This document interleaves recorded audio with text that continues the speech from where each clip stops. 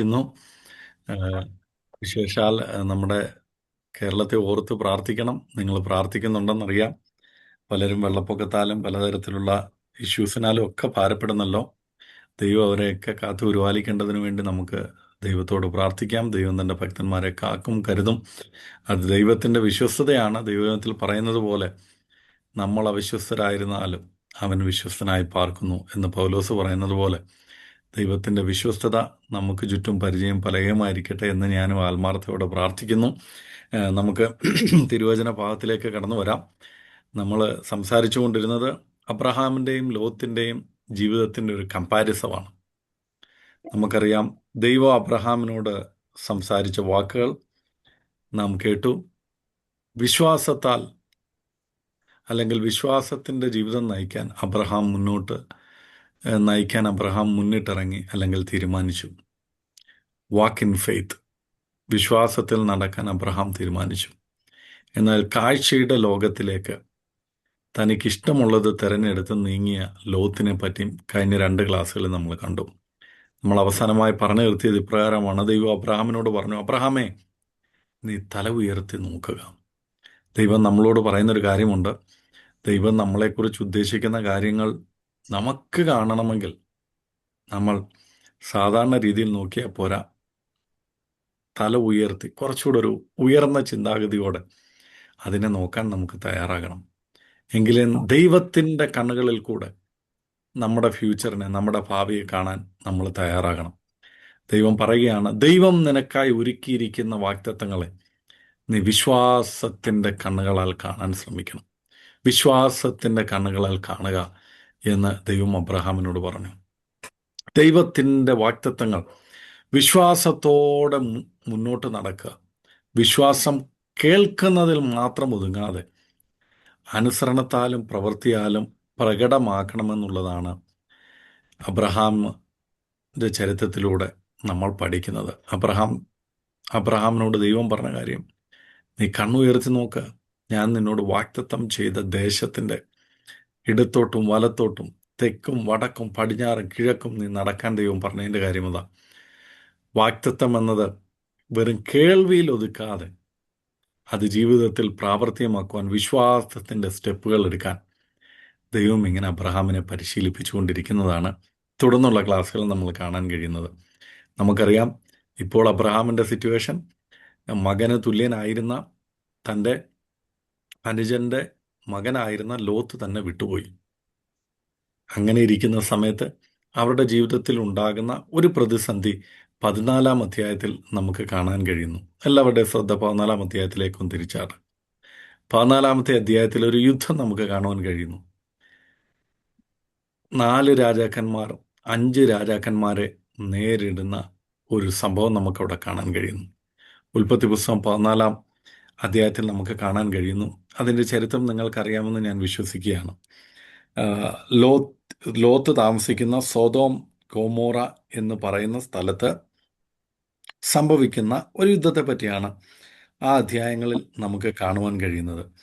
അവിടെ ഇപ്രകാരമാണ് പറയുന്നത്. ഉൽപ്പത്തി പുസ്തകം 14-ാം അധ്യായത്തിലേക്ക് വരുമ്പോൾ രാജാക്കന്മാരുടെ പേര് പറയുന്നു. 7-ാം വാക്യം, 7ഉം 8ഉം 9ഉം വാക്യങ്ങൾ. അവർ തിരിഞ്ഞു കാദേശ് എന്ന ഏൻമീഷ്പാത്തിൽ വന്ന് അമാലേക്യരുടെ ദേശമൊക്കെയും ഹസേസോൻ താമാരിൽ പാർത്തിരുന്ന അമോര്യരെയും കൂടെ തോൽപ്പിച്ചു. 8-ാമത്തെ വാക്യം. അപ്പോൾ സോദോം രാജാവും ഗൊമേറ രാജാവും അദ്മാ രാജാവും സെബോയിം രാജാവും സോവർ എന്ന ബേലയിലെ രാജാവും പുറപ്പെട്ട് സിദ്ദീം താഴ്വരയിൽ വെച്ച് ഏലാം രാജാവായ കെദോർലായോമർ, ജാതികളുടെ രാജാവായ തീദാൽ, ഷീനാർ രാജാവായ അമ്രാഫേൽ, ഏലാസാർ രാജാവായ അരിയോക് എന്നിവരുടെ നേരെ പടനിരത്തി.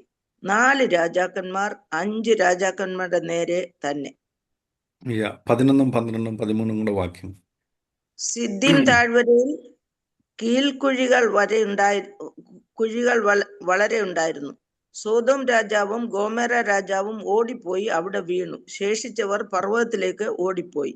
സോതോമിലും ഗോമോരയിലും ഉള്ള സമ്പത്തും ഭക്ഷണ സാധനങ്ങളും എല്ലാം അവർ എടുത്തുകൊണ്ടുപോയി. അബ്രാമിന്റെ സഹോദരന്റെ മകനായ സോതോമിൽ പാർത്തിരുന്ന ലോത്തിനെയും അവന്റെ സമ്പത്തിനെയും അവർ കൊണ്ടുപോയി. ഓടിപ്പോകുന്ന ഒരുത്തൻ വന്ന് എബ്രായനായ അബ്രാമിനെ അറിയിച്ചു. അവൻ എസ്കോലിന്റെയും ആനേരിന്റെയും സഹോദരനായ അമോര്യനായ മമ്രയുടെ തോപ്പിൽ പാർത്തിരുന്നു. അവർ മതി അബ്രാമിനോട് മതി സഖ്യം മതി ചെയ്തു. Thank you. ഇവിടെ നമ്മൾ കാണുന്ന ഒരു കാര്യം, സോതോം ഗോമോറ എന്ന് പറയുന്ന സ്ഥലത്ത്, സോതോമിലാണ് ആരിപ്പോൾ താമസിക്കുന്നത്? ലോത്ത് താമസിക്കുന്നത്. തൻ്റെ അനുജന്റെ മകനായ ബന്ധുവായ ലോത്ത് താമസിക്കുന്നു. അബ്രഹാമിൽ നിന്ന് വേറിട്ട് മാറി താമസിച്ച് സോതോം ഗോമോറയിൽ എത്തിയ ലോത്ത്. ഇപ്പം ലോത്തിന് സംഭവിച്ചത് എന്താണെന്ന് വെച്ചാൽ, 5 രാജാക്കന്മാരുടെ എതിരെ വന്നു. ഇവരെ എല്ലാം പിടിച്ച് ഇപ്പോൾ ബന്ധനത്തിലാക്കി കൊണ്ടുപോകുന്ന കാഴ്ചയാണ് നമുക്ക് കാണാൻ കഴിയുന്നത്. 11-ാമത്തെ വാക്യം പറയുന്നു, സോതോം ഗോമോറയിലുള്ള സമ്പത്തും ഭക്ഷണങ്ങളും സാധനങ്ങളും എല്ലാം അവൻ എടുത്തുകൊണ്ടുപോയി. അബ്രഹാമിൻ്റെ സഹോദരൻ്റെ മകനായ സോതോമിൽ പാർത്തിരുന്ന ലോത്തിനെയും അവൻ്റെ സമ്പത്തിനെയും അവർ കൊണ്ടുപോയി. അങ്ങനെ ഇപ്പം ലോത്ത് അടിമയായി പോകുന്ന ഒരു കാഴ്ച. ഇങ്ങനെ ലോത്തിനെ കൊണ്ടുപോയെന്ന് ഓടിപ്പോകുന്ന ഒരുത്തൻ അബ്രഹാമിനോട് വന്ന് പറയുന്ന വാക്കുകളാണ് നമ്മൾ വായിച്ചത്. 14-ാമത്തെ വാക്യം പറയുന്നു, തൻ്റെ സഹോദരൻ ബന്ധനസ്ഥനായി കൊണ്ടുപോയെന്ന് അബ്രഹാം കേട്ടപ്പോൾ അവൻ തൻ്റെ വീട്ടിൽ ജനിച്ചവരും അഭ്യാസികളുമായ 318 പേരെ കൂട്ടിക്കൊണ്ടുപോയി ദാൻ വരെ അവരെ പിന്തുടർന്നു. പിന്നീടുള്ള കാര്യം നമുക്ക് ചിന്തിക്കാം. അപ്പോൾ എൻ്റെ ഒരു ചോദ്യം, കഴിഞ്ഞ അധ്യായത്തിൽ നമ്മൾ കണ്ടു, അബ്രഹാം തിരഞ്ഞെടുക്കാനുള്ള ഒരു അവസരം കൊടുത്തപ്പോൾ ഏറ്റവും നല്ലത് തിരഞ്ഞെടുത്ത ലോത്ത് അബ്രഹാമിനെ വിട്ടുപിരിഞ്ഞ് ദൂരത്തേക്ക് പോയ ലോത്ത് ഇപ്പോൾ തനിക്കൊരാപത്ത് ഘട്ടം വന്നിരിക്കുകയാണ്. തൻ്റെ എല്ലാം നഷ്ടപ്പെട്ടു. തൻ്റെ ഭാര്യയും കുഞ്ഞുങ്ങളെയും തൻ്റെ സകല സമ്പാദ്യത്തെയും ശത്രുവായവൻ തകർത്ത് കളഞ്ഞു, അല്ലെങ്കിൽ തട്ടിക്കൊണ്ടുപോയി, അല്ലെങ്കിൽ അടിമയാക്കി എന്ന് അറിഞ്ഞപ്പോൾ ദൈവഭക്തനായ, അല്ലെങ്കിൽ വിശ്വാസികളുടെ പിതാവായ, വിശ്വാസത്തിൽ ജീവിക്കുന്ന ഒരു മനുഷ്യൻ്റെ ആറ്റിറ്റ്യൂഡ്, അല്ലെങ്കിൽ തൻ്റെ നിലപാടെന്തായിരുന്നു എന്നുള്ളതാണ് നാം ഇന്ന് പഠിക്കുന്നത്. ഇത് നമ്മൾ വളരെയേറെ ചിന്തിക്കേണ്ട, പഠിക്കേണ്ട, ജീവിതത്തിൽ പ്രാവർത്തികമാക്കേണ്ട ഒരു കാര്യമാണ്. കാര്യം അബ്രഹാം പറഞ്ഞൊരു വാക്ക് നമ്മൾ ഒരു ദിവസം ചിന്തിച്ചതാണ്. 13-ാമത്തെ അധ്യായം 8-ാം വാക്യത്തിൽ പറയുന്നു, അതുകൊണ്ട് അബ്രഹാം ലോത്തിനോട്, നിനക്കും എനിക്കും എൻ്റെ ഇടയന്മാർക്കും നിൻ്റെ ഇടയന്മാർക്കും പിണക്കമുണ്ടാകരുതേ, നാം സഹോദരങ്ങളല്ലോ. തന്നിൽ നിന്ന് വേർപെട്ട് മറ്റൊരു സ്ഥലത്ത് പോയിരിക്കുന്ന വ്യക്തി ഏറ്റവും നല്ല അവകാശം തിരഞ്ഞെടുക്കാനുള്ള ഒരു അവസരം കൊടുത്തപ്പോൾ ഏറ്റവും നല്ല തിരഞ്ഞെടുത്ത് തന്നെ നിന്ന് മാറിപ്പാർത്ത ഒരു വ്യക്തി, അദ്ദേഹത്തിൻ്റെ ജീവിതത്തിൽ ഇപ്പോൾ നമ്മുടെ ഭാഷ പറഞ്ഞ ഒരു കഷ്ടകാലമാണ്. കഷ്ടകാലം വന്നപ്പോൾ അബ്രഹാം എന്താണ് ചെയ്തത്, അതുപോലെ നമുക്ക് ചെയ്യാൻ പറ്റുന്നുണ്ടോ എന്നുള്ളതാണ് ഇന്നത്തെ എൻ്റെ ചോദ്യം. കാര്യം നമ്മൾ പറയുന്നത് നമ്മളാരാ? വിശ്വാസികളെന്ന് പറഞ്ഞാൽ അബ്രഹാമിൻ്റെ മക്കൾ. അബ്രഹാം ആരാ?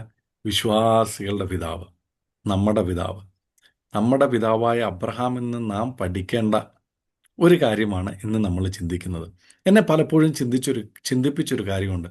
എന്തുകൊണ്ടായിരിക്കും ഈ അബ്രഹാം ലോത്തിനെ രക്ഷിക്കാൻ മുന്നിട്ടിറങ്ങിയത്? ഉൽപ്പത്തി പുസ്തകം 14-ാം അധ്യായം 14-ാം വാക്യമാണ്. അബ്രഹാം തൻ്റെ സഹോദരപുത്രനായ ലോത്തിനെ അവർ തടവിലാക്കി കൊണ്ടുപോയി, അല്ലെങ്കിൽ കൊണ്ടുപോയി എന്ന് കേട്ടപ്പോൾ തൻ്റെ വീട്ടിൽ ജനിച്ച 318 പേരുമായി അവരെ പിന്തുടരുകയാണ്. എന്തിനായിരിക്കും അബ്രഹാം പോയത്? ഒന്നാമത്തെ കാരണം നമുക്ക് പറയാൻ പറ്റും, അബ്രഹാമിൻ്റെ മകനെ പോലെ കരുതി, അല്ലെങ്കിൽ ബന്ധുവായ ഒരാളായിരുന്നുകൊണ്ടായിരിക്കാം. അത് മാത്രമായിരിക്കുമോ അബ്രഹാമിനുണ്ടായിരുന്നത്? നമ്മളവിടെ കാണേണ്ട കുറച്ച് കാര്യങ്ങളുണ്ട് പ്രിയമുള്ള. ഒന്ന്, അവർ വേർപിരിഞ്ഞെങ്കിലും അബ്രഹാമിന് ലോത്തിനെ ലോത്തിനെ സ്നേഹിക്കുകയും കരുതുകയും ചെയ്തു. അബ്രഹാം ലോത്തിനെ സ്നേഹിക്കുകയും കരുതുകയും ചെയ്തു. അങ്ങനെയെങ്കിൽ എന്നെ കേൾക്കുന്നവരെ, കഴിഞ്ഞ നാളുകളിലൊക്കെ നമുക്ക് ഒരുപാട് കൂട്ടുകാരുണ്ടായിരിക്കാം, അയൽക്കാര്, സ്നേഹിതര്, ബന്ധുമിത്രാദികൾ, അല്ലെങ്കിൽ പലതരത്തിലുള്ള ബന്ധങ്ങൾ, റിലേഷൻ ഒക്കെ ഉണ്ടായിരിക്കാം. അവരുമായിട്ടുള്ള നമ്മുടെ ഒരു ബന്ധം എങ്ങനെ? ഞാൻ ഈ ക്ലാസ് അബ്രഹാമിൻ്റെ കാര്യം പറഞ്ഞു തുടങ്ങിയപ്പോൾ ഞാൻ പറഞ്ഞൊരു കാര്യമുണ്ട്. ഒരു സ്ഥലത്തൊരു ഉണർവ്, ഒരു റിവൈവൽ, അല്ലെങ്കിൽ ഒരു പരിശുദ്ധാത്മാവിൻ്റെ സാന്നിധ്യം ഉണ്ടാകുമ്പോൾ ആദ്യം മനുഷ്യരുടെ നടുവിൽ കണ്ടുവരുന്നൊരു പ്രക്രിയ എന്താണെന്ന് ചോദിച്ചാൽ, അവരും ദൈവമായിട്ടുള്ള ബന്ധം അവർ പുനഃസ്ഥാപിക്കും. അത് മാത്രമല്ല, മനുഷ്യരും ഒന്ന് ദൈവവുമായിട്ടും മറ്റുള്ളവരുമായിട്ടുള്ളൊരു ബന്ധം അവർ പുനഃസ്ഥാപിക്കും. അങ്ങനെയെങ്കിൽ എന്നെ കേൾക്കുന്നവരെ, നമ്മുടെ ജീവിതത്തിൽ യഥാർത്ഥമായി ഒരു ദൈവാത്മാവിൻ്റെ സാന്നിധ്യം നമ്മുടെ ജീവിതത്തിലുണ്ടെങ്കിൽ, അല്ലെങ്കിൽ ഒരു വിശ്വാസത്തിൻ്റെ ജീവിതത്തിൻ്റെ ചുവടുകളാണ് നാം വെക്കുന്നതെങ്കിൽ, നാമും അറിഞ്ഞിരിക്കേണ്ട ഒരു കാര്യം എന്താണെന്നറിയാമോ? നമ്മുടെ ജീവിതത്തിൽ പലപ്പോഴും വേർപിരിഞ്ഞു പോയ പലതിനെയും നമ്മളിന്ന് വേർതിരിച്ചാണ് കാണുന്നത്. നമ്മുടെയൊക്കെ അവസ്ഥയിലാണ് ഇപ്പം ലോത്തിനെ ഇങ്ങനെ പിടിച്ചോണ്ട് പോകുന്നത്. നമ്മൾ കേൾക്കണം, അവൻ അങ്ങനെ തന്നെ വരണം, അവനത് വന്നില്ലേലേ ഉള്ള അതിശയം. എൻ്റെ കണ്ണ് നിറയിപ്പിച്ചോണ്ടാവും പോയത്. അവൻ പോയപ്പോൾ എൻ്റെ ചങ്കത്ത് ചവിട്ടിയിട്ടാ പോയെ. എന്തെല്ലാം ഡയലോഗായിരിക്കും പറയുന്നതെന്നറിയോ? എന്തൊക്കെ കാര്യങ്ങളായിരിക്കും നമുക്ക് പറയാനുണ്ടായിരുന്നതെന്നറിയോ? എന്നാൽ എന്നെ കേൾക്കുന്നവരെ, അബ്രഹാമിൻ്റെ സ്നേഹം കണ്ടോ? തന്നെ ഇന്ന് വേർപിരിഞ്ഞു പോയവനാ. അബ്രഹാം ലോത്തിനെ സ്നേഹിക്കുകയും കരുതുകയും ചെയ്തു. രണ്ടാമത് നമുക്ക് അബ്രഹാമിനോട് ചോദിക്കാം, അബ്രഹാമേ, നീ എന്തിനാ ഈ ലോത്തിൻ്റെ ഇത്രയും ശക്തരായ രാജാക്കന്മാർ, 5 രാജാക്കന്മാരെ തോൽപ്പിച്ച 4 രാജാക്കന്മാരെ, ഈ 318 പേരെ കൊണ്ട് നിനക്ക് നേരിടാൻ കഴിയുമോ? ഇങ്ങനെ നേരിടാൻ പോകുന്നതിൻ്റെ പിന്നിലുള്ള കാരണം എന്താ?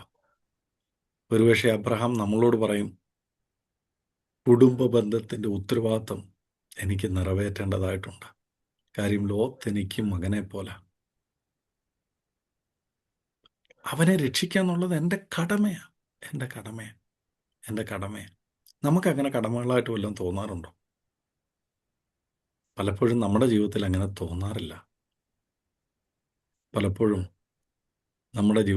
തോന്നാറില്ല. എന്നെ വളരെയേറെ ചിന്തിപ്പിച്ച, എന്നെ അതുപോലെ തന്നെ വിഷമിപ്പിക്കുകയും ചെയ്തിട്ടുള്ള 1-2 കാര്യങ്ങളുണ്ട്. അതിൽ എനിക്കൊരു സുഹൃത്തുണ്ട്, എന്നെക്കാളൊക്കെ പ്രായം കൂടിയ ആളാണ്. അദ്ദേഹം സൗത്ത് ആഫ്രിക്ക വന്നിട്ട് ഒരുപാട് നാളായി. ഇതുവരെ നാട്ടിൽ തിരിച്ചു പോയിട്ടില്ല. പോകണമെന്നൊക്കെ എപ്പോഴും കാണുമ്പോൾ പറയും. പക്ഷേ പാസ്പോർട്ട് ഇടയ്ക്ക് എക്സ്പയറി ആയി, ജോലി ഉണ്ടോ എന്ന് ചോദിച്ചാൽ ജോലിയില്ല, എങ്ങനെയാണ് ജീവിക്കുന്നതെന്നൊക്കെ ചോദിച്ചാൽ ഭയങ്കര കഷ്ടമാണ്. അങ്ങനെ ഇരിക്കുന്നൊരു മനുഷ്യൻ, ഒരു സ്നേഹിതൻ എനിക്കുണ്ട്. അപ്പോൾ പലപ്പോഴും അദ്ദേഹത്തിൻ്റെ സ്നേഹിതരൻ എന്നോടിങ്ങനെ സംസാരിക്കുമ്പോൾ എന്നോട് പറയും, ഞാൻ അദ്ദേഹത്തെ പലപ്പോഴും പല കാര്യങ്ങൾക്കൊക്കെ ഉപദേശിക്കാറുണ്ട്, എന്നെക്കൊണ്ട് കഴിയുന്നത് പോലൊക്കെ ഞാൻ സഹായിക്കാൻ ശ്രമിക്കാറുണ്ട്. താൻ തികഞ്ഞൊരു മദ്യപാനിയാണ്, ഭയങ്കര ഒരു മദ്യപാനിയാണ്. അപ്പം അദ്ദേഹത്തിൻ്റെ കാര്യങ്ങൾ, വിശ്വാസിയല്ല ആള്, അദ്ദേഹം വേറെ അന്യമതത്തിൽപ്പെട്ട ഒരാളാണ്. അപ്പോൾ പലപ്പോഴും തൻ്റെ കൂട്ടുകാരൊന്നും തന്നെ സഹായിക്കാറില്ല. ചില സമയത്തൊക്കെ അവർ സഹായിക്കും, ചില സമയത്ത് സഹായിക്കാതിരിക്കും. അപ്പോൾ ഓരോ പ്രാവശ്യവും ഓരോ മാസമാകുമ്പോഴും അദ്ദേഹം എന്നോട് ചെറിയൊരു എമൗണ്ട് ചോദിക്കും. എന്നിട്ട് എന്നോട് പറയും, എനിക്കറിയാം ഇത് കുറച്ചായി, പക്ഷെ വേറെ നിവൃത്തിയില്ല, കഴിക്കാനൊന്നുമില്ല, കുടിക്കാനൊന്നുമില്ല, വാടക കൊടുക്കാനില്ല, എന്നെ സഹായിക്കണം. ഇത് അദ്ദേഹം പലരോടും ചോദിക്കാറുണ്ട്, പലരും അദ്ദേഹത്തെ സഹായിക്കാറില്ല. അങ്ങനെ ഇരിക്കുന്ന സമയത്ത് എൻ്റെ ഒരു അടുത്ത സ്നേഹിതൻ ഒരിക്കൽ എന്നോട് ചോദിച്ചു, എന്നെ ആ സ്നേഹിതൻ ആലുവൻ ഭായ് എന്ന് വിളിക്കുന്നത്, ആലുവൻ ഭായ്, നിങ്ങൾക്ക് വേറെ ജോലിയൊന്നുമില്ല, നിങ്ങളെന്തിനാ ഇയാളെ ഇങ്ങനെ സഹായിക്കുന്നത്? ഞങ്ങളൊക്കെ നേരത്തെ സഹായിക്കുമായിരുന്നു, പക്ഷെ ഇപ്പം ഞങ്ങളാരും 5 പൈസ പോലും പുള്ളിക്ക് കൊടുക്കാറില്ല. അപ്പം ഞാൻ അദ്ദേഹത്തോട് പറഞ്ഞൊരു കാര്യം, നമ്മൾ അദ്ദേഹത്തെ ഒരു സ്നേഹിതനായി കണ്ടു. 2, അദ്ദേഹത്തിന് നാളെ എന്തെങ്കിലും സംഭവിച്ചാൽ, ഒരുപക്ഷെ ആഹാരം കഴിക്കാനില്ലാതെ അദ്ദേഹത്തിന് എന്തെങ്കിലും സംഭവിച്ച് ഈ ലോകത്തിൽ നിന്ന് മാറ്റപ്പെടുവാണെങ്കിൽ, പിന്നെ നമ്മൾ ദുഃഖിച്ചിട്ട് കാര്യമുണ്ടോ? പിന്നെ നമ്മൾ എന്തെങ്കിലും പറഞ്ഞിട്ട് കാര്യമുണ്ടോ? പലപ്പോഴും നമുക്ക് അങ്ങനെയുള്ളൊരു മനസ്സ് വരാറില്ല ആൾക്കാരെക്കുറിച്ച്. നമുക്ക് അങ്ങനെയുള്ളൊരു കൺസേൺ ആൾക്കാരെക്കുറിച്ചില്ല. ഒരാത്മാവിൻ്റെ വില സകല ലോകത്തേക്കാൾ. ഞാൻ പലപ്പോഴും സുവിശേഷം പറഞ്ഞിട്ടുള്ളൊരു വ്യക്തിയാണ് അദ്ദേഹം. പറയുമ്പോഴൊക്കെ ഞാൻ പ്രാർത്ഥിക്കാമെന്ന് പറയാം. അദ്ദേഹത്തിൻ്റെ കുടുംബത്തോട് ഞാൻ പലപ്പോഴും സുവിശേഷം പറഞ്ഞിട്ടുണ്ട്. നല്ല നിലയിലൊക്കെ അനുഗ്രഹിക്കപ്പെട്ട് വരേണ്ട ഒരു കുടുംബമായിരുന്നു. പക്ഷേ അങ്ങനെ ആയിപ്പോയി. കുടുംബ ബന്ധങ്ങളൊക്കെ തകർന്ന് താനിപ്പോൾ ഇവിടാണ്. ലേറ്റസ്റ്റായിട്ട് തൻ്റെ പാസ്പോർട്ട് എക്സ്പയറി ആയി. ഇപ്പോൾ പാസ്പോർട്ട് പുതുക്കിയെന്ന് പറയുന്നു. ജോലി ഉണ്ടോ എന്ന് ചോദിച്ചാൽ ജോലിയില്ല.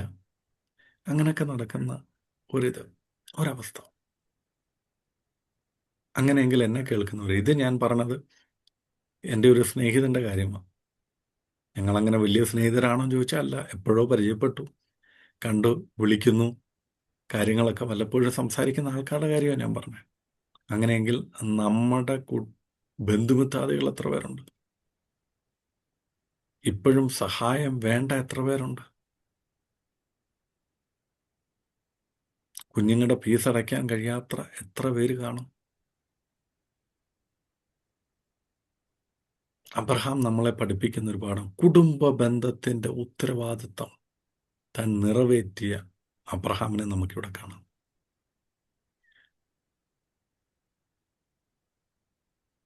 ഞാനീ പറയുന്നത് ഒരുപക്ഷെ നിങ്ങൾക്ക് എത്ര പേർക്ക് മനസ്സിലായി, എത്ര പേര് ഇത് കാര്യമായി എടുക്കണമെന്ന് എനിക്കറിയത്തില്ല. പക്ഷെ നമ്മൾ ഓർത്തിരിക്കേണ്ട ഒരു കാര്യമുണ്ട്. വിശ്വാസത്തിൻ്റെ പാതയിൽ നടക്കാൻ ദൈവം അബ്രഹാമിനെ പഠിപ്പിച്ചപ്പോൾ അബ്രഹാമിൻ്റെ ജീവിതത്തിൽ അബ്രഹാം പ്രാക്ടിക്കൽ ലൈഫിൽ ചെയ്ത കാര്യത്തെപ്പറ്റിയാണ് ഞാൻ ഇന്ന് സംസാരിക്കുന്നത്. 1, ലോത്ത് അബ്രഹാമെ വേർപിരിഞ്ഞു പോയിരുന്നെങ്കിലും അബ്രഹാമിന് ലോത്തിനെ സ്നേഹിക്കുവാനും കരുതുവാനുമുള്ളൊരു മനസ്സുണ്ടായിരുന്നു. 2, കുടുംബ ബന്ധത്തിനെ പറ്റി തനിക്ക് ഉത്തമമായ ബോധ്യം ഉണ്ടായിരുന്നു. ആ കുടുംബ ബന്ധത്തിൻ്റെ ഉത്തരവാദിത്തങ്ങളെ താൻ നിറവേറ്റാൻ ശ്രമിച്ചു. അതുകൊണ്ടാണ് ലോത്തിനെ തടവുകാരനായി കൊണ്ടുപോയെന്ന് കേട്ടപ്പോൾ അബ്രഹാം അതിനുവേണ്ടി ഇറക്കി തിരിച്ചത്. പിന്നീട് നമുക്ക് ചോദിക്കാം, അബ്രഹാമേ ഇതൊക്കെ എന്തിനാ? അപ്പോൾ അബ്രഹാം പറയുന്നു, ഞാൻ അവനെ സ്നേഹിച്ചതാ, ഞാൻ അവന് വേണ്ടി കരുതിയതാ.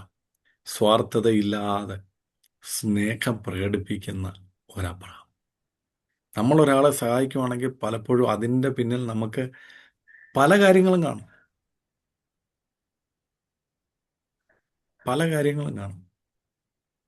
ഒരാൾക്ക് കടം കൊടുത്താൽ തന്നെ നമ്മൾ ആലോചിക്കും, ഈ പുള്ളിക്ക് തിരിച്ചു തരാൻ കപ്പാസിറ്റി ഉണ്ടോ നോക്കിയിട്ടേ പലരും കൊടുക്കാറുള്ളൂ, പലരും ചെയ്യാറുള്ളൂ. എന്നാൽ അത് വിശ്വാസത്തോടെ. ഞാൻ എൻ്റെ അനുഭവം നിങ്ങളോട് പറഞ്ഞിട്ടുള്ളൊരു കാര്യമാണ്. എൻ്റെ ഒരു സ്നേഹിതനായിട്ടുള്ളൊരു വ്യക്തിക്ക് ഒരു ഭയങ്കര ഡിഫിക്കൽട്ട് സിറ്റുവേഷൻ വന്നു. എൻ്റെ അടുക്കെ വന്ന് സഹായം ചോദിച്ചു, കരഞ്ഞുകൊണ്ട് എൻ്റെ അടുക്കെ പറഞ്ഞു, ഇതുപോലാണ് സാഹചര്യം, എന്ത് ചെയ്യണമെന്ന് അറിയത്തില്ല. എനിക്കത് കേട്ടപ്പോൾ വല്ലാതെ വിഷമിച്ചു, ഭയങ്കര വിഷമമായിപ്പോയി. ഞാൻ ആത്മാർത്ഥമായി സ്നേഹിക്കുന്ന എൻ്റെ സഹോദര തുല്യനായിട്ടുള്ളൊരു വ്യക്തി, പക്ഷേ അദ്ദേഹത്തിൻ്റെ അവസ്ഥ ഇങ്ങനെയാണല്ലോ എന്നായിപ്പോയപ്പോൾ എനിക്കും ഭയങ്കരമായിട്ട് വിഷമം തോന്നി.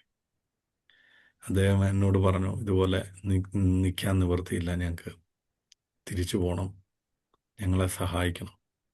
എന്ത് ചെയ്യും? വേറെ നിവൃത്തിയില്ല.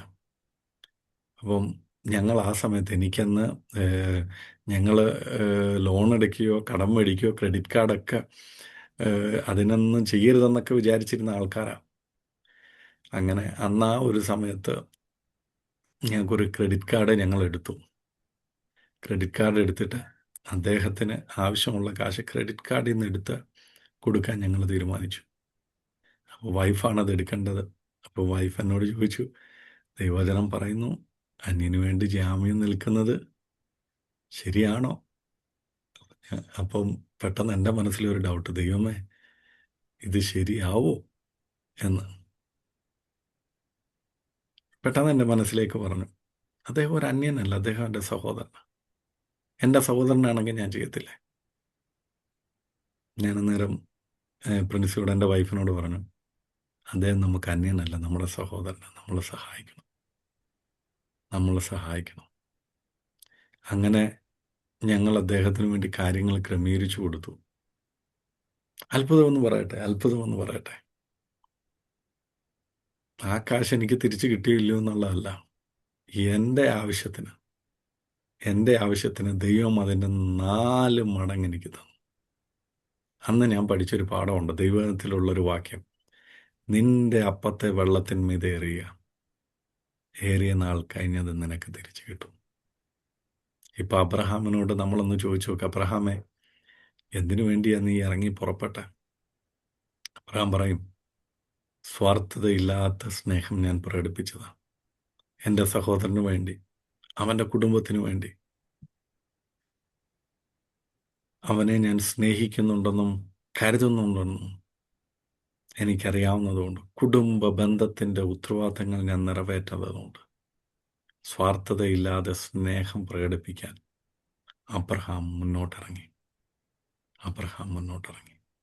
എന്നെ കേൾക്കുന്നവരെ, വിശ്വാസത്തോടെ ഞാനും നിങ്ങളും ഒരു വഴി മുന്നോട്ടിറങ്ങാൻ നിങ്ങൾ തയ്യാറായാൽ,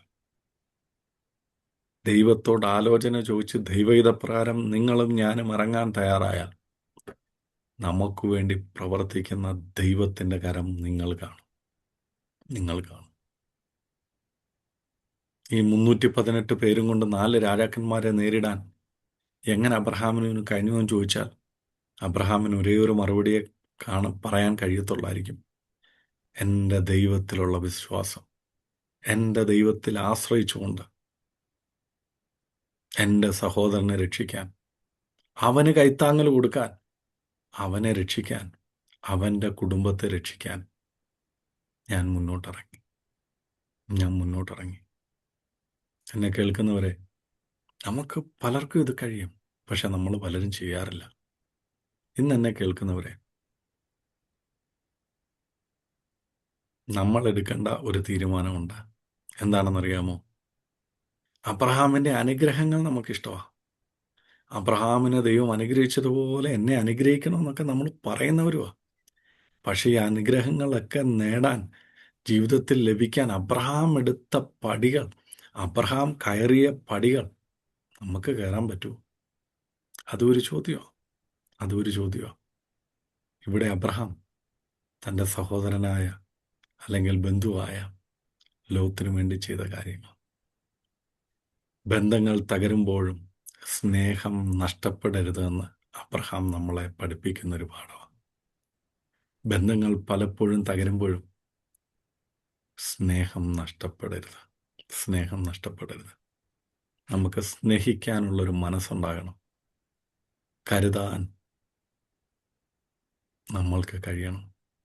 അതുകൊണ്ടാണ് അപ്പോസ്തലനായ പൗലോസ് 1 കൊരിന്ത്യർ ലേഖനം 16-ാം അധ്യായം 14-ാം വാക്യത്തിൽ ഇപ്രകാരം എഴുതുന്നു: നിങ്ങൾ ചെയ്യുന്നതൊക്കെയും എങ്ങനെ ചെയ്യണമെന്ന്? ക്രിസ്തുവിനെന്നതുപോലെ. അവരെനിക്ക് പകരം ചെയ്യുമെന്ന് പറഞ്ഞല്ല, അവർക്ക് കൈ കാശ് കിട്ടുമ്പോൾ തിരിച്ചു തരുമെന്ന് പറഞ്ഞല്ല. എങ്ങനെ? ക്രിസ്തുവിന്, I am doing this for God. അങ്ങനെ ചെയ്താൽ നമുക്ക് പരാതിയൊന്നും കാണത്തില്ല. ഈ പരാതി പറയാനുള്ള, ഞാൻ ഇത്ര കൊടുത്തു, അവരിത്ര, എന്നിട്ടും അവരെന്നോട് നന്ദി കാണിച്ചില്ല എന്നുള്ള വാക്കുകളൊന്നും പിന്നെ നമ്മൾ പറയത്തില്ലെന്നേ. മനുഷ്യരാ, ഇന്ന് കൊടുത്തതിൻ്റെയൊക്കെ ഒരു നന്മയോ അല്ലെങ്കിൽ നന്ദിയോ ഒന്നും അവർ കാണിച്ചില്ലെന്നിരിക്കും. പക്ഷെ ദൈവത്തിനാണെന്ന് പറഞ്ഞു കൊടുക്കുക. ദൈവത്തിനെന്ന് പറഞ്ഞ് ചെയ്യുക. ആ വാക്യം ഒന്ന് വായിക്കാമോ? 1 കൊരിന്ത്യർ ലേഖനം 16-ാം അധ്യായം 14-ാം വാക്യം. 1 Corinthians chapter 16 verse 14. Do it for God. ദൈവത്തിനെന്നതുപോലെ. അബ്രഹാമിന് ചോദിച്ച അബ്രഹാം പറയും, ഞാൻ സ്നേഹിച്ച എൻ്റെ സഹോദരൻ, മകനെ പോലെ വളർത്തിക്കൊണ്ടുവന്ന അവൻ്റെ കുടുംബം, അത് തകർന്നു പോകാൻ ഞാൻ ആഗ്രഹിക്കാത്തത് കൊണ്ട് എൻ്റെ ദൈവത്തിൽ ആശ്രയിച്ച് ഞാൻ മുന്നോട്ടിറങ്ങി അവരെ നിങ്ങൾ സഹായിക്കാൻ. ചെയ്യുന്നതെല്ലാം സ്നേഹത്തിൽ ചെയ്യുവിൻ. സ്നേഹത്തിൽ ചെയ്യണം. നമുക്ക് കുഴപ്പമില്ല, ഇപ്പം നമ്മൾ ചെയ്യുന്നത് പ്രതികാരത്തിലാണ്.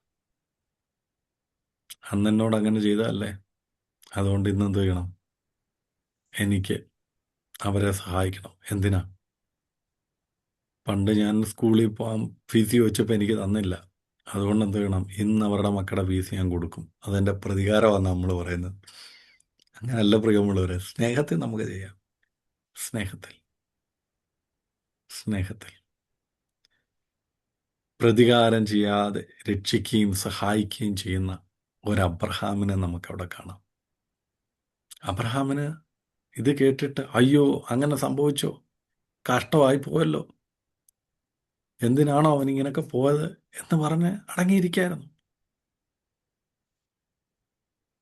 പ്രതികാര മനോഭാവമില്ലാതെ സഹായിക്കാൻ ഇറങ്ങി തിരിച്ച അബ്രഹാം.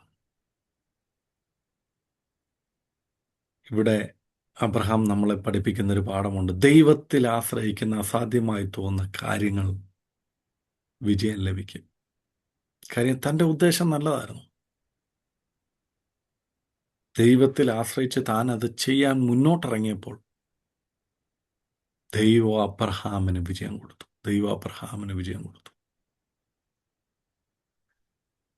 നമുക്കറിയാം, മറ്റുള്ളവരുടെ ആവശ്യങ്ങളിൽ സഹായിക്കുന്നത്, ഹെൽപ്പിംഗ്, അതൊരു ദൈവീക സ്വഭാവങ്ങളിലൊന്ന്.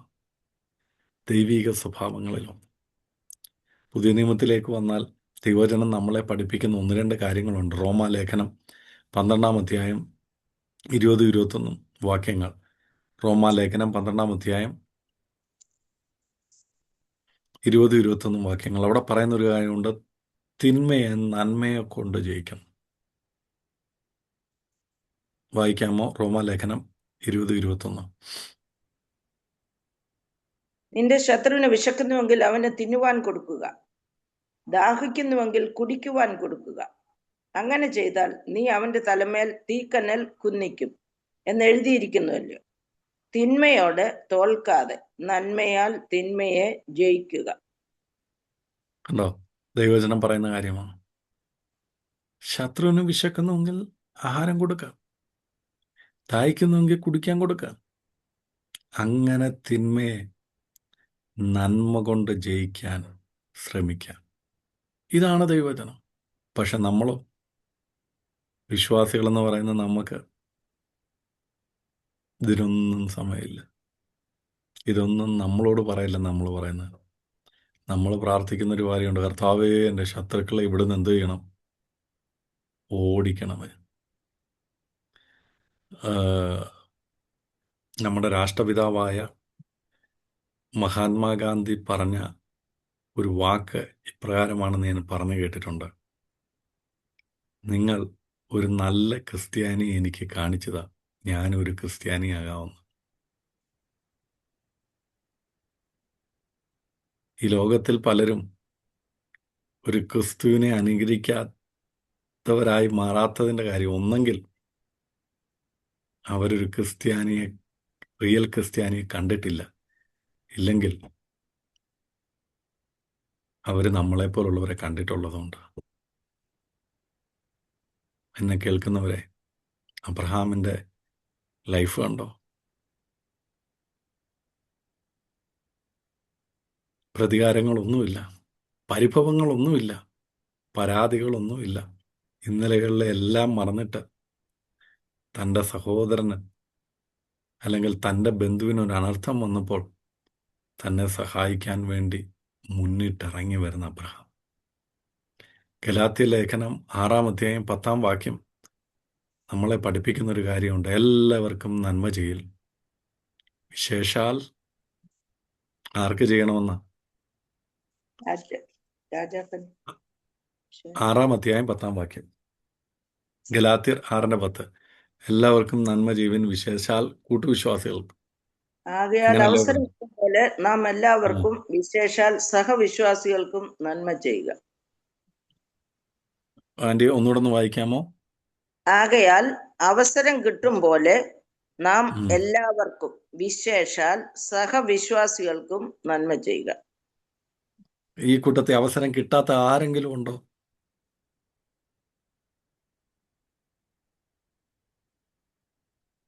ഉണ്ട്. ഇഷ്ടംപോലെ അവസരം കിട്ടിയിട്ടുണ്ട്. ദൈവജനം പറയുന്ന അവസരം കിട്ടുമ്പോഴൊക്കെ ചെയ്യണമെന്ന് പറഞ്ഞിട്ട് ഇവിടെ അവസരം കിട്ടിയ അവസരം എല്ലാം പാഴാക്കിയിട്ടിരുന്ന് നമ്മളിത് കേൾക്കുക. അവസരം കിട്ടുമ്പോഴൊക്കെ നന്മ ചെയ്യണം. എന്നിട്ട് പറയണം, വിശേഷാൽ സഹവിശ്വാസികൾക്ക്,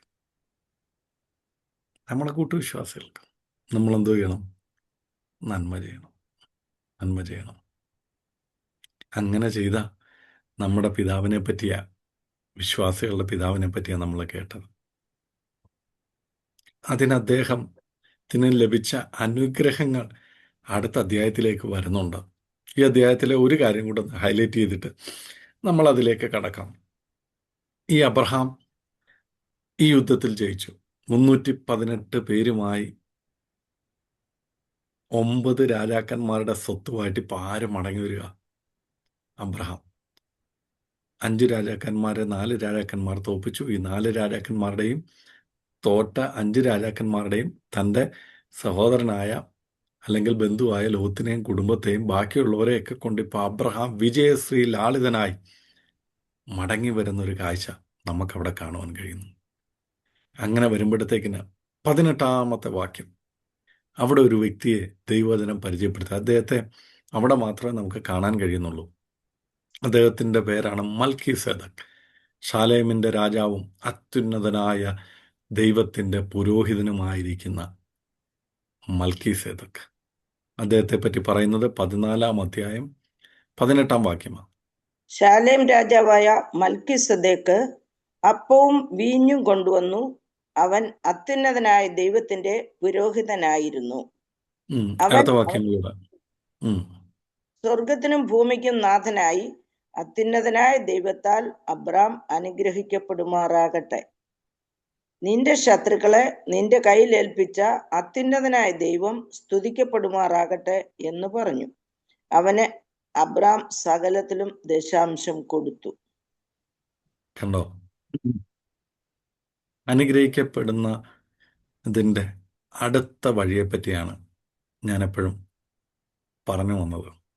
ഒന്ന്, അബ്രഹാം ചെയ്ത കാര്യങ്ങൾ. വിശ്വാസ ജീവിതത്തിൽ കാലെടുത്ത് വെച്ച അബ്രഹാം. ഒന്ന്, നമ്മൾ കണ്ടു, ദൈവത്തിൻ്റെ വാഗ്ദത്തം കേട്ട് താൻ ഇറങ്ങിത്തിരിച്ചു.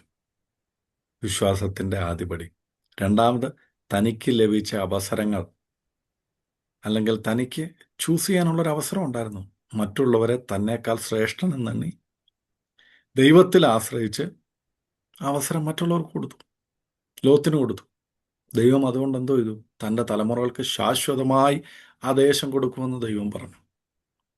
അടുത്തതായിട്ട് നമ്മൾ കണ്ടത്, തൻ്റെ സഹോദരനായ അല്ലെങ്കിൽ തൻ്റെ ബന്ധുവായ ലോത്തിനൊരു കഷ്ടത വന്നപ്പോൾ, ഒരു പ്രയാസം വന്നപ്പോൾ, നമ്മുടെ ജീവിതത്തിൽ മലയാളത്തിൽ പറഞ്ഞ ഒരു തട്ടുകേട് വന്നപ്പോൾ അദ്ദേഹത്തെ സഹായിക്കാൻ വേണ്ടി വിശ്വാസത്തോടെ ഇറങ്ങിത്തിരിച്ച അബ്രഹാം.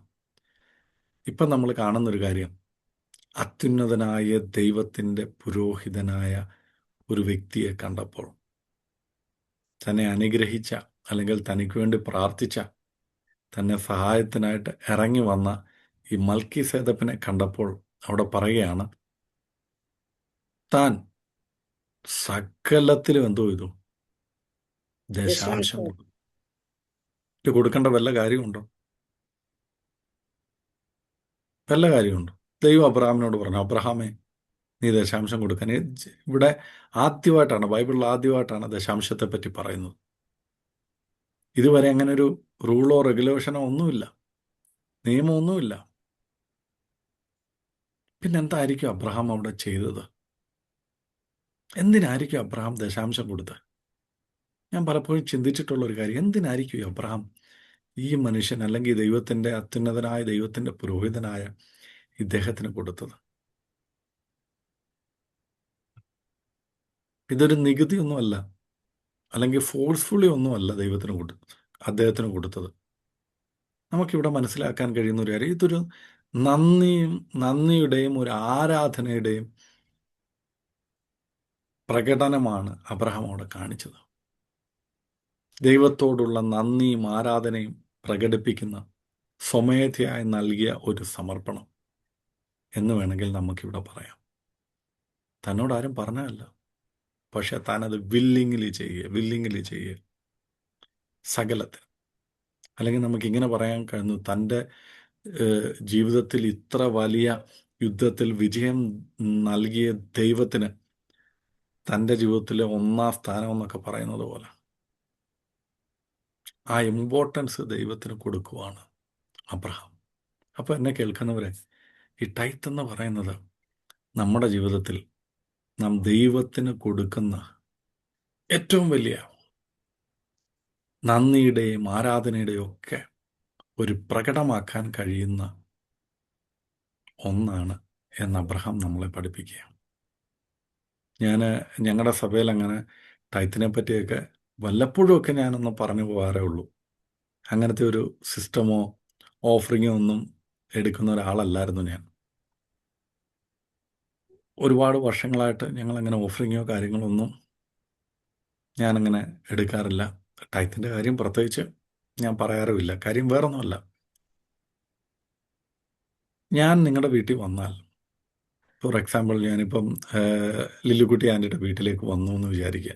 ഞങ്ങളിതുവരെ നേരിട്ട് കണ്ടിട്ടുള്ള ആൾക്കാരല്ല, ഫോണിൽ കൂടെ ഒക്കെ സംസാരിച്ചിങ്ങനെ വീഡിയോയ്ക്കകത്തൂടെ ഒക്കെ ഞങ്ങൾ കണ്ടിട്ടുള്ളൂ. ഞാൻ ലില്ലുക്കുട്ടി ആൻറ്റിയുടെ വീട്ടിൽ വന്നാൽ അവിടെ വന്നിരിക്കുമ്പോൾ ഒരു ഗ്ലാസ് ചായ എനിക്ക് തരിക എന്നുള്ളത് ഒരു മര്യാദയല്ലേ? അതെന്നെ ബഹുമാനിക്കുന്നതിന് തുല്യമല്ലേ? അതോ വന്നു കയറുമ്പോഴോ അല്ല പാസ്റ്ററെ എന്തിനാ വന്ന് എന്ന് ചോദിച്ചാലോ?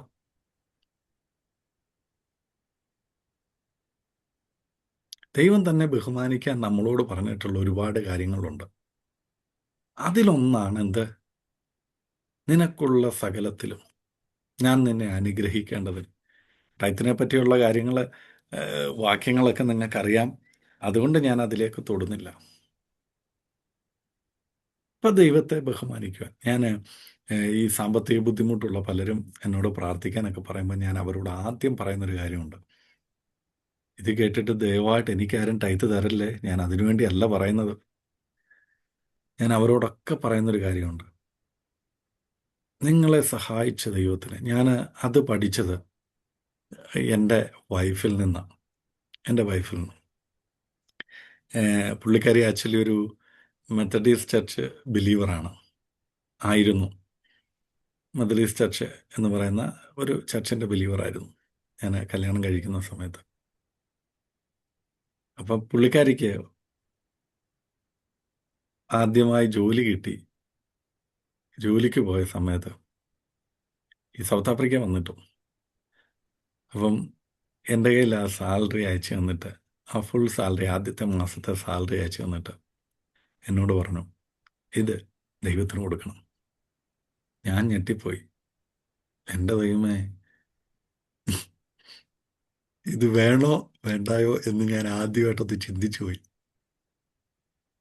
പക്ഷെ അതിൻ്റെ ഒരു അനുഗ്രഹം പുള്ളിക്കാരുടെ ജീവിതത്തിൽ ഞാൻ കണ്ടു കേട്ടോ. ഇന്നും ദൈവം അത്ഭുതമായിട്ട് ഒന്നിനും കുറവില്ലാതെ നിന്റെ വശത്ത് 1000 പേരും നിന്റെ വലതുവശത്ത് 10,000 പേരും വീഴും, പക്ഷെ നിന്നോട് അടുക്കത്തില്ല കേട്ടോ, നിന്നെ തൊടത്തില്ല കേട്ടോ, നിന്റെ അനുഗ്രഹത്തിനൊരു കുറവും വരത്തില്ല കേട്ടോ, നിന്റെ അനുഗ്രഹങ്ങൾ ആർക്കും തടയാൻ കഴിയത്തില്ല കേട്ടോ. നമ്മൾ ദൈവത്തിന് കൊടുത്തിട്ടൊന്ന് ചെയ്തു നോക്കുക. നിങ്ങൾ എവിടാണോ ജോലി ചെയ്യുന്നത് അവിടെ നിങ്ങൾ അനുഗ്രഹിക്കപ്പെടും. നിങ്ങൾ ഒരുപക്ഷെ മാനേജർ ആയില്ലെങ്കിലും അല്ലെങ്കിൽ സൂപ്പർവൈസർ ആയില്ലെങ്കിലും അവരെക്കാൾ നിങ്ങളെ മറ്റുള്ളവർ മാനിക്കും, മറ്റുള്ളവർ സ്നേഹിക്കും. അപ്പം അങ്ങനൊന്നും അല്ല നമ്മുടെ അവസ്ഥയെങ്കിൽ നമ്മൾ മനസ്സിലാക്കേണ്ട ഒരു കാര്യമുണ്ട്. നാം ദൈവത്തെ സ്നേഹിക്കാനും മാനിക്കാനും എന്ന് തുടങ്ങുന്നു, അന്ന് ദൈവം നമ്മളെ മാനിക്കാൻ തുടങ്ങും. എന്നെ മാനിക്കുന്നവരെ ഞാൻ മാനിക്കും. ദൈവം എന്നെയും നിങ്ങളെയും മാനിക്കാൻ തുടങ്ങിയ മറ്റുള്ളവർ നമ്മളെ മാനിക്കാൻ തുടങ്ങും. മറ്റുള്ളവർ നമ്മുടെ വാക്കുകൾക്ക് ചെവി തരാൻ തുടങ്ങും. മറ്റുള്ളവർ നമുക്ക് ഇമ്പോർട്ടൻസ് തരാൻ തുടങ്ങും. എങ്ങനെയെങ്കിലും എന്നെ കേൾക്കുന്നവരെ, അബ്രഹാം നമ്മളെ പഠിപ്പിക്കുന്നൊരു പാഠം, ഇത്ര വലിയൊരു വിജയം നൽകിയ ദൈവത്തിന് നന്ദി സൂചകമായി തൻ്റെ ആരാധന പ്രകടിപ്പിക്കുന്നത് താൻ മൽക്കീസേദക്കിന് ദശാംശം കൊടുക്കുന്ന ഒരു അബ്രഹാമിനെ നമുക്കവിടെ കാണാൻ കഴിയും. നമുക്ക് അബ്രഹാമിനോട് ചോദിക്കാം, അബ്രഹാം എന്തിനാ കൊടുത്തത്? അപ്പം അബ്രഹാം നമ്മളോട് ഒരുപക്ഷെ പറയും, എൻ്റെ എല്ലാ വിജയത്തിൻ്റെയും മഹത്വം ദൈവത്തിനാണ്. അതുകൊണ്ട് ഞാൻ ഹല്ലേലൂയ. ദൈവത്തിനെ അല്ലാതെ വേറെ ആർക്ക് കൊടുക്കാനാ? സ്തോത്രം. ഇങ്ങനെയല്ലേ ഞാൻ ദൈവത്തിന് നന്ദി പ്രകടിപ്പിക്കണ്ടേ? ദൈവത്തോടുള്ള നന്ദി ഞാൻ ഇങ്ങനെ കൊടുത്തതിലൂടെ പ്രകടിപ്പിക്കുക. ദൈവത്തെ എല്ലാറ്റിനും മുമ്പിൽ ബഹുമാനിക്കണമെന്ന് ഞാൻ എൻ്റെ തലമുറകൾക്ക് കാണിച്ചു കൊടുക്കുക. അദ്ദേഹം പറയാം, എൻ്റെ ജീവിതത്തിൽ ലഭിച്ച എല്ലാ അനുഗ്രഹങ്ങളും ദൈവത്തിൻ്റെ ദാനമാണ്. അതുകൊണ്ട് ഞാനിത് ദൈവകരങ്ങളിലേക്ക് സമർപ്പിക്കുക.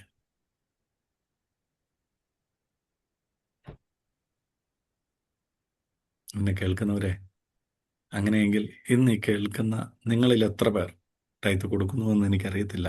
കൊടുക്കുന്നവർക്കായും ഞാൻ ദൈവത്തിന് നന്ദി പറയാം. എനിക്കൊരു സ്നേഹിതനുണ്ട്. അദ്ദേഹം സാമ്പത്തികമായിട്ടൊക്കെ വളരെ ബുദ്ധിമുട്ടിയിരിക്കുമ്പോൾ എന്നോടിങ്ങനെ പറയാം. അപ്പം ഞാൻ അദ്ദേഹത്തോട് പറയാം, സഹോദര, നിങ്ങൾ ടൈത്ത് കൊടുക്കണം. പുള്ളി പറയാം, ഞാൻ എഴുതി വെച്ചിട്ടുണ്ട്, ഞാൻ എഴുതി വെച്ചിട്ടുണ്ട്. ഏതാ കിട്ടുമ്പോൾ കൊടുക്കാമെന്നാ. പുള്ളി ഇത് എന്നോട് പറയാൻ തുടങ്ങിയിട്ട് എത്ര വർഷമായെന്ന് എനിക്കറിയത്തില്ല. പുള്ളി ഇന്ന് എത്ര ഡയറിയിൽ എഴുതിയിട്ടുണ്ടായിരിക്കുമെന്നും എനിക്കറിയത്തില്ല. പക്ഷെ ഇന്നും പുള്ളി എഴുതിക്കൊണ്ടിരിക്കുന്നേ ഉള്ളൂ. പുള്ളി ഇന്നും എഴുതിക്കൊണ്ടിരിക്കുക.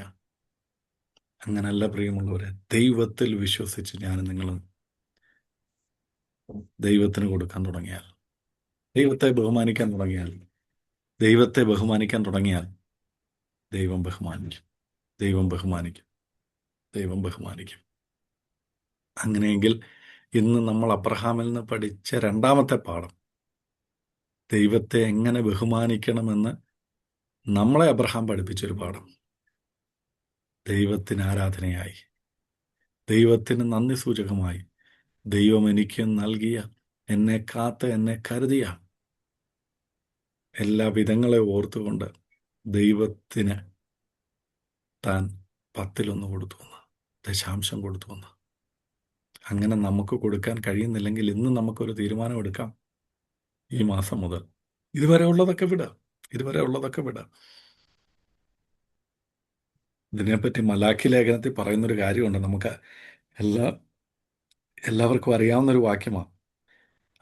മലാഖി ലേഖനം 3-ാം അധ്യായമാണെന്ന് തോന്നുന്നു. 4:3. 4-8 മുതലുള്ള വാക്യങ്ങൾ ഒന്ന് വായിക്കാമോ?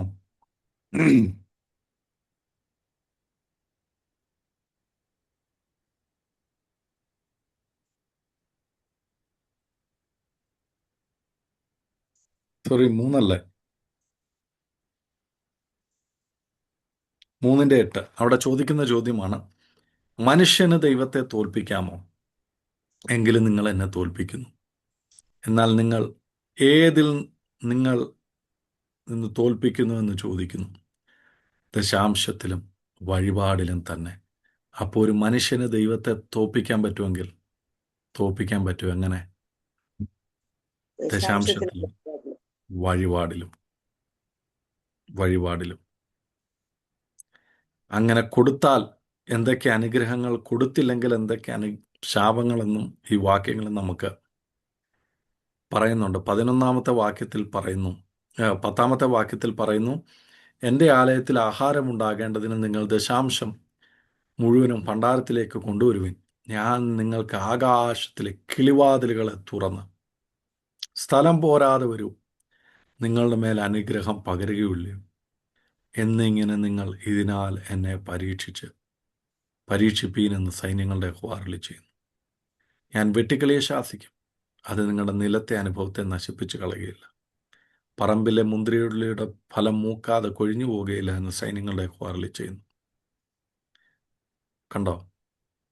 നിങ്ങൾ മനോഹരമായ ഒരു ദേശമായിരിക്കാൽ സകല ജാതികളിലും നിങ്ങൾ ഭാഗ്യവാന്മാരെന്ന് പറയും എന്ന് സൈന്യങ്ങളുടെ യഹോവ അരുളിച്ചെയ്യുന്നു. ദശാംശം കൊടുക്കുന്നവരെയും കൊടുക്കാത്തവരെയും പറ്റിയുള്ള കാര്യങ്ങൾ, ദശാംശം കൊടുക്കാത്തവർക്ക് സംഭവിക്കുന്ന കാര്യങ്ങളും കൊടുക്കുന്ന കാര്യങ്ങളും ദൈവം ഇവിടെ പറയുക. എന്നാൽ പൂർവ്വപിതാവായ അബ്രഹാം നമ്മളോട് പറയുന്നൊരു കാര്യമുണ്ട്. എന്നെ സഹായിച്ച ദൈവത്തിന്.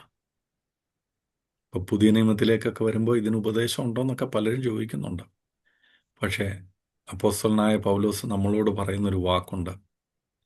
2 കൊരിന്ത്യർ ലേഖനം 9-ാം അധ്യായം 6 തൊട്ട് 8 വരെയുള്ള വാക്യങ്ങൾ. അവിടെ പറയുന്നൊരു കാര്യമുണ്ട്. God's like a cheerful giver. സന്തോഷത്തോടെ കൊടുക്കുന്നവനെ ദൈവം എന്തോ ദൈവം ചെയ്യും? സ്നേഹിക്കുന്നു. സ്നേഹിക്കുന്നു. സന്തോഷത്തോടെ കൊടുക്കണം. സന്തോഷത്തോടെ ഇതെൻ്റെ അനുഗ്രഹത്തിനാണെന്ന്, ഇതെൻ്റെ തലമുറയുടെ അനുഗ്രഹത്തിന് വേണ്ടിയാണെന്നും. ഇത് ദൈവം, ഞാൻ ഒരിക്കൽ ഈ സൗത്ത് ആഫ്രിക്കയിലായിരുന്ന സമയത്ത് ഞങ്ങൾ വളരെയേറെ കഷ്ടതയിൽ കൂടെ പോയൊരു സമയമുണ്ടായിരുന്നു. ഞങ്ങളുടെ 2ാമത്തെ കുഞ്ഞ് ജനിച്ചു. അപ്പം വൈഫ്, അന്ന് ഞങ്ങൾക്ക് PR ആയിട്ടില്ല, കോൺട്രാക്റ്റ് പീരീഡിലാണ്. അപ്പോൾ കോൺട്രാക്റ്റിലുള്ളവർക്ക് മറ്റുള്ള ആനുകൂല്യങ്ങളൊന്നുമില്ല. 4 മാസത്തെ മെറ്റർനിറ്റി ലീവാണ്. അപ്പോൾ ഈ 4 മാസം നമുക്ക് സാലറി ഇല്ല.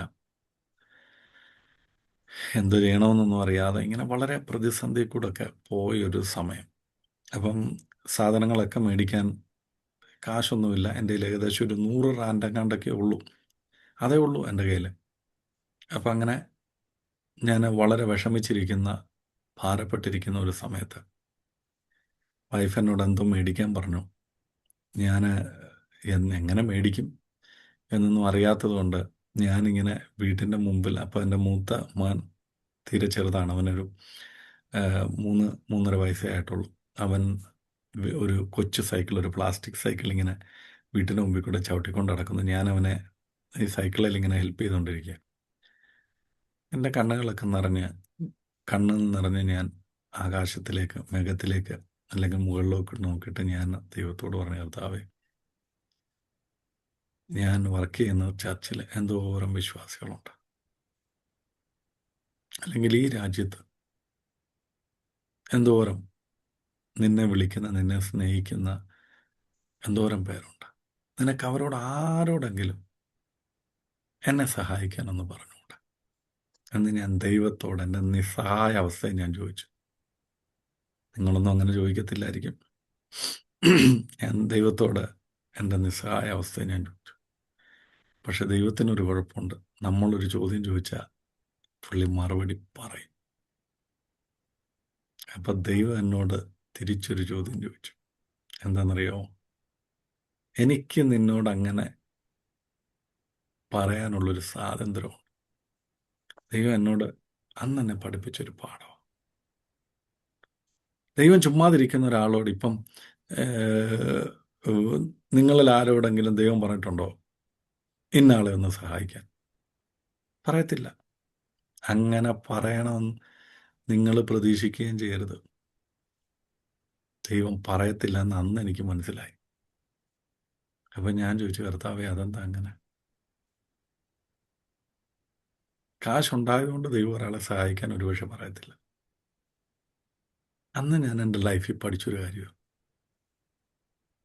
ഞാൻ കർത്താവിനോട് ചോദിച്ചു, കർത്താവ്, ഇത്രയും പേരുണ്ടായിട്ട്, ഇത്രയും കാശുകാരുണ്ടായിട്ട് എന്നെ സഹായിക്കാൻ അങ്ങേക്ക് ഒരാളോടെങ്കിലും ഒന്ന് പറഞ്ഞുകൂടെ? പക്ഷേ ദൈവം ഞങ്ങൾക്ക് വേണ്ടി അത്ഭുതമായിട്ട് വഴി നടത്തി കേട്ടോ.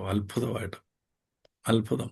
അടുത്ത നിമിഷം ഞാൻ പെരയ്ക്കകത്തേക്ക് വന്നപ്പോൾ ഞാൻ കാണുന്നത് അത്ഭുതമാണ്. പക്ഷെ ദൈവം എന്നെ അത് പഠിപ്പിച്ചൊരു പാഠമാണ്. അന്ന് ഞാൻ കർത്താവിനോട് പറഞ്ഞു, കർത്താവേ, എന്നോട് ക്ഷമിക്കുക. എന്നോട് ഇന്ന് വരെ നീ അങ്ങനെ സംസാരിച്ചിട്ടില്ല. അങ്ങനെ സംസാരിക്കാൻ തക്ക ഒരു ഇൻറ്റിമേറ്റ് റിലേഷൻഷിപ്പ് ഞാനും നീയുമായിട്ട് എന്തോയിട്ടില്ല, ഇന്ന് വരെ ഉണ്ടായിട്ടില്ല. പക്ഷെ അങ്ങനെ ഒരു റിലേഷൻഷിപ്പ് വേണമെങ്കിൽ ഇച്ചിരി ബുദ്ധിമുട്ട് കേട്ടോ, ഇച്ചിരി ബുദ്ധിമുട്ട്.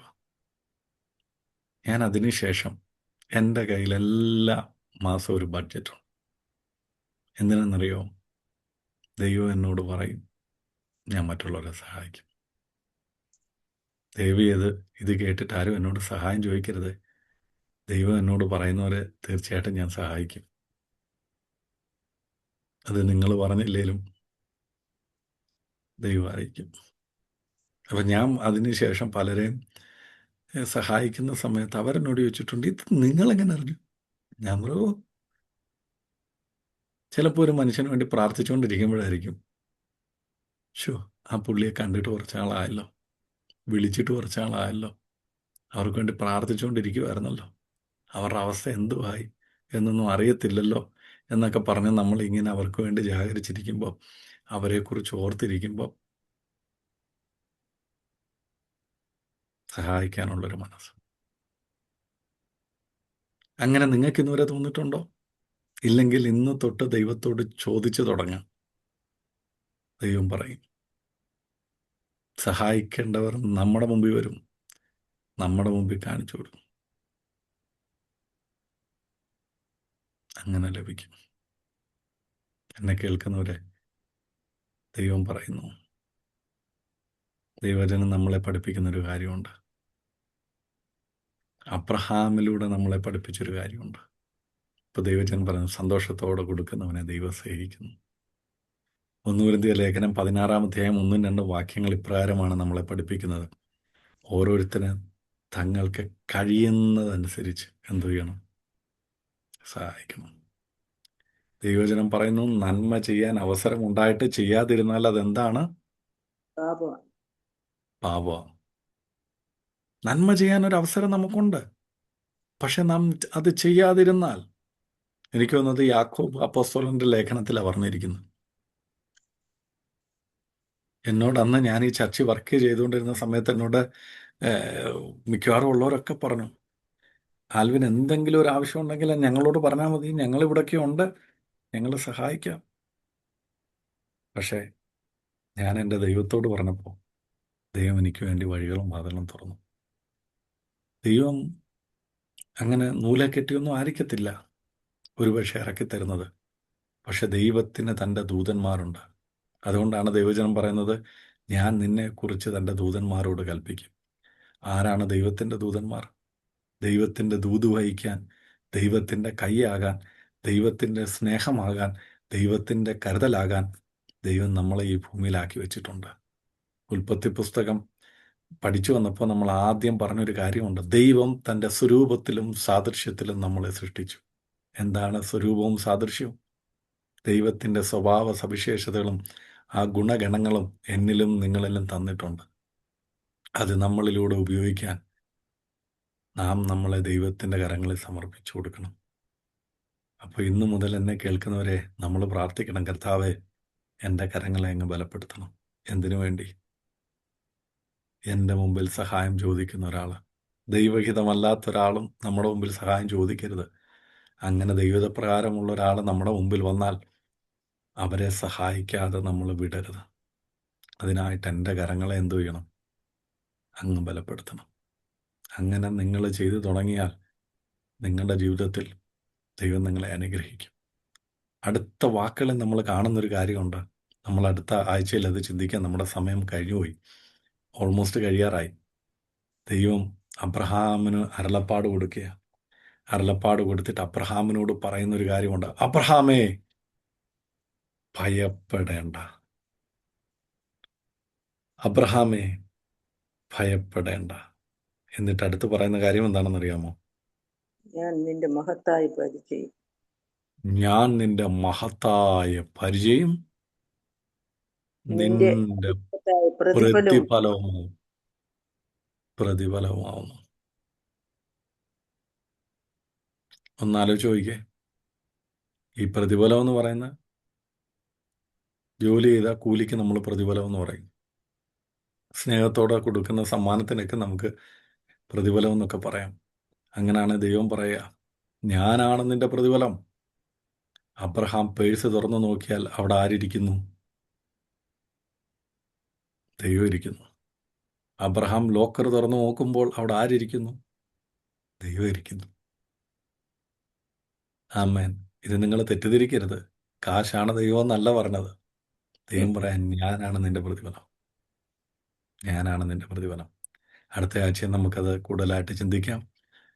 അങ്ങനെയെങ്കിൽ എന്നെ കേട്ടവരെ, ഇന്ന് അബ്രഹാമിലൂടെ നമ്മൾ പഠിച്ച 1-2 പാഠങ്ങളുണ്ട്. ദൈവം നമ്മളെ പഠിപ്പിച്ച പാഠം നമുക്ക് നമ്മുടെ പൂർവ്വപിതാവായ അബ്രഹാമിൽ നിന്ന് പഠിക്കാം, നമ്മുടെ ജീവിതത്തിലും പ്രാവർത്തിയാക്കാം. ഇത് വിശ്വാസത്തിൻ്റെ പടികളാണ്. അബ്രഹാമിൻ്റെ അനുഗ്രഹം ക്രിസ്തുയേശുവിലൂടെ നമുക്കുള്ളതാണെന്ന് പറയുമ്പോൾ നമ്മളും ഈ പടികൾ കയറി കയറി ഈ അനുഗ്രഹങ്ങൾ പ്രാപിപ്പാൻ നമ്മളെയും ദൈവം സഹായിക്കട്ടെ. നമുക്ക് കണ്ണുകൾ അടയ്ക്കാം, ഒരു നിമിഷം പ്രാർത്ഥിക്കാം. സ്വർഗസ്ഥനായ ഞങ്ങളുടെ പിതാവേ, ഈ അനുഗ്രഹീതമായ സമയത്തിനായിട്ട് ഞങ്ങൾ അങ്ങേക്ക് നന്ദി പറയാം. അബ്രഹാം പിതാവിൻ്റെ ജീവിതത്തിലൂടെ കർത്താവെ ഞങ്ങൾ കടന്നുപോയപ്പോൾ താൻ നേരിട്ട പ്രതിസന്ധികളുടെയും പ്രശ്നങ്ങളുടെയൊക്കെ മുമ്പിൽ തന്നെ കരുതുകയും കാക്കുകയും ചെയ്ത ഒരു ദൈവം ഉണ്ടായിരുന്നു എന്ന് ഞങ്ങൾക്ക് അറിയുവാൻ കഴിഞ്ഞു. കർത്താവെ, താൻ ദൈവത്തിൻ്റെ സ്നേഹിതനെന്ന് വിളിക്കപ്പെട്ടു എന്ന് അങ്ങയുടെ വചനത്തിൽ പറയുന്നല്ലോ. താനും ദൈവമായിട്ട് ഇത്ര അധികം ബന്ധത്തിലേക്ക് വന്നതിൻ്റെ പിന്നിലുള്ള പല കാര്യങ്ങളും പല ചരിത്രങ്ങളും ഞങ്ങൾ കർത്താവെ പഠിച്ചുകൊണ്ടിരിക്കുകയാണ്. അതിൻ്റെ പിന്നിൽ ഇത്രയൊക്കെ ഉണ്ടായിരുന്നോ എന്ന് ചോദിച്ചാൽ ഇത്രയൊക്കെ ഉണ്ടായിരുന്നല്ലോ കർത്താവെ. ഇത്രയൊന്നും ഞങ്ങൾക്ക് ആകാൻ പറ്റിയിട്ടില്ല. ഞങ്ങൾക്ക് പലപ്പോഴും ഞങ്ങളെ ദുഃഖിപ്പിച്ചവരെയും ഞങ്ങളെ വിട്ടുപോയവരെയും ഞങ്ങളെ തള്ളിക്കളഞ്ഞവരോടൊക്കെ ഇപ്പോഴും പകയാണപ്പാ, പിണക്കമാണപ്പാ, വിദ്വേഷമാണപ്പാ. എന്നാൽ തന്നിൽ നിന്ന് അകന്നുപോയ കർത്താവെ, ആ ലോത്തിനെയും കുടുംബത്തെയും രക്ഷിക്കാൻ, കർത്താവെ അവരെ സ്നേഹിക്കുവാൻ, അവർക്ക് വേണ്ടി കരുതുവാൻ, കുടുംബ ബന്ധങ്ങളെ മുൻനിർത്തി അവരെ പോയി രക്ഷിക്കുവാൻ ദൈവത്തിൽ ആശ്രയിച്ച് കർത്താവെ ആ 4 രാജാക്കന്മാരോട് പടവെട്ടി അവരെ വീണ്ടെടുത്ത് തിരിച്ചു കൊണ്ടുവരുവാൻ കർത്താവെ തൻ്റെ മകന് കാണിച്ച, അങ്ങ് കൂടെ ഇരുന്ന് സഹായിച്ച ആ സ്നേഹം, ആ കരുതൽ ഞങ്ങളോടുകൂടെ ഇരിക്കേണ്ടതിന് വേണ്ടി ഞങ്ങൾ അങ്ങയോട് അപേക്ഷിക്കുന്നു. അങ്ങനെ ഒരു മനസ്സ് ഞങ്ങൾക്ക് തരണമേ. മറ്റുള്ളവരെ സ്നേഹിപ്പാൻ, ഞങ്ങളുടെ കുടുംബാംഗങ്ങളെ, ഞങ്ങളുടെ ബന്ധുമിത്രാദികളെ, സഹോദരങ്ങളെ സ്നേഹിപ്പാനുള്ള കൃപ ഞങ്ങൾക്ക് നൽകണം. കർത്താവെ, അബ്രഹാം സകലത്തിലും ദശാംശം കൊടുത്തതുപോലെ ഞങ്ങളും കർത്താവെ ദൈവത്തെ സ്നേഹിക്കുന്നു. ഒരു ആരാധനയായിട്ട് കണ്ട്, ഇതൊരു നന്ദി പ്രകടനമായിട്ട് കണ്ട് ദൈവം ഞങ്ങൾക്ക് തരുന്നതിൽ സകലത്തിലും ദൈവത്തെ ബഹുമാനിക്കുവാൻ അങ്ങ് ഞങ്ങളെ സഹായിക്കണമേ. ഞങ്ങളുടെ മുമ്പിൽ വരുന്നവരെ കർത്താവെ സഹായിക്കുവാൻ അങ്ങ് ഞങ്ങളുടെ കരങ്ങളെ ബലപ്പെടുത്തണം. ഇന്ന് ഞങ്ങളുടെ കരങ്ങൾക്ക് ബലമില്ലെങ്കിലും കർത്താവ് ഇത് കേട്ട് തീരുമാനമെടുത്ത് മുന്നോട്ട് വരുന്ന ഓരോ വ്യക്തി ജീവിതങ്ങളെയും കരങ്ങളെ അങ്ങ് ബലപ്പെടുത്തണം. കരങ്ങളെ ബലപ്പെടുത്തണം. അവർക്ക് കർത്താവ് സ്വർഗത്തിലെ സകല ആത്മീയ അനുഗ്രഹങ്ങളാലും സ്വർഗത്തിലെ അത്യുന്നതനായ ദൈവം അബ്രഹാമിനെ അനുഗ്രഹിച്ചതുപോലെ കർത്താവ് ഈ മെസ്സേജ് കേൾക്കുന്ന ഓരോരുത്തരെയും അത്യുന്നതനായ ദൈവത്തിൻ്റെ അനുഗ്രഹം അവരുടെ മേൽ വന്ന്, അവരുടെ തലമുറകളുടെ മേൽ വന്ന് അവരെ അനുഗ്രഹമാക്കി അങ്ങ് നിർത്തണമെന്ന് പ്രാർത്ഥിക്കുന്നു. അങ്ങനെ ഞങ്ങളെ ഒരുമിച്ച് അനുഗ്രഹിച്ചിരിക്കാൻ സ്തോത്രം, യേശുവിൻ്റെ നാമത്തിൽ തന്നെ. ആമേൻ, ആമേൻ, ആമേൻ. ദൈവം എല്ലാവരെയും ധാരാളമായിട്ട് അനുഗ്രഹിക്കട്ടെ. അടുത്ത ആഴ്ച നമുക്ക് വീണ്ടും കാണാം. Thank you very much. Thank you, sir. Thank you.